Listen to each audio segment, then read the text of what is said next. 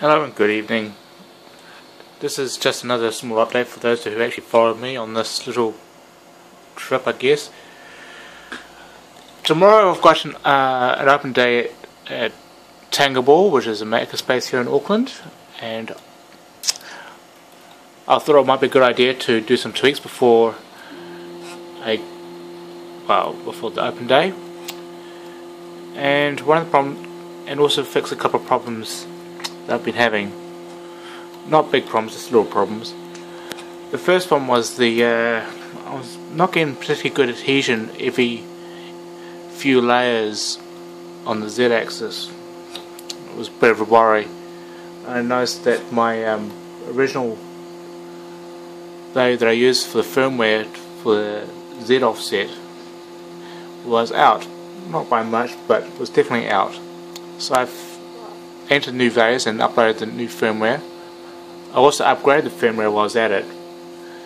Since the latest version of Sprinter is a lot newer than the one I was using before. So I've got the latest version of Sprinter as of today, which is March 8th, 2013. So I was on to the next problem, which was, don't know if you can tell, but every so often you can see there's like a ribbon along here.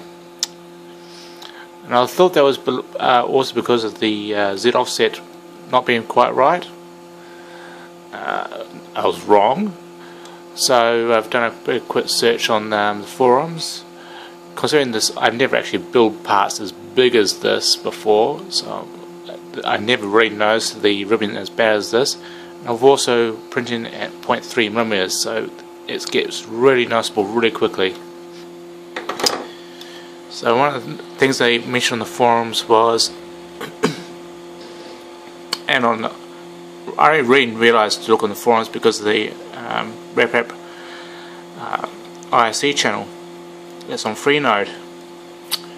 So in the end, what I found was, by looking at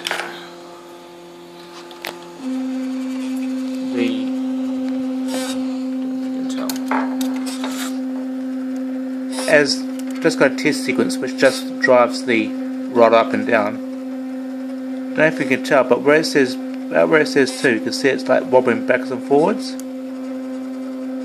So that was where my problem is, I guess.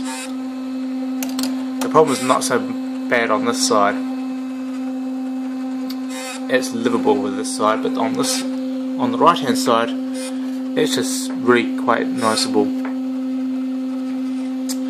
So I was thinking, what could it possibly be?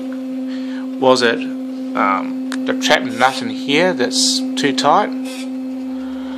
Is it the nuts here that are too tight? But no, it was not any of that either. The actual clue was actually staring right at me in the face. If you watch the 6-weight bearing that's right down there, you can see that it's wiggling up and down.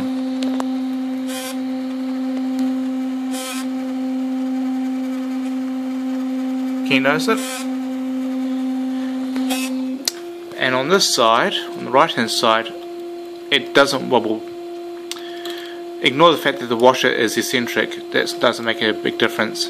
It's the fact that the 6-weight bearing is not moving as well to soak up the eccentricity that's in the Z rod on the right hand side. So guess what? I found that when I lift this up and down, it is not actually moving down there. However, on the left hand side, when I do lift it, you can see that there's a little bit of play there. So what this means is that after the open day tomorrow, I'm going to have to partially strip down the Z-axis on the right hand side, which means that pulley there has to come off, the belt has to come off, just so I can get to the nuts underneath to loosen a little bit, so I can loosen these screws. There's 1, 2 and 3 screws. Doesn't need to be much, but it's just enough to be able to let this soak up, well, let the 6-weight bearing soak up the wobble that's in the axis. Anyway, that's enough for me blabbering on. So anyone that has that problem, you know what the problem is now. It's too tight.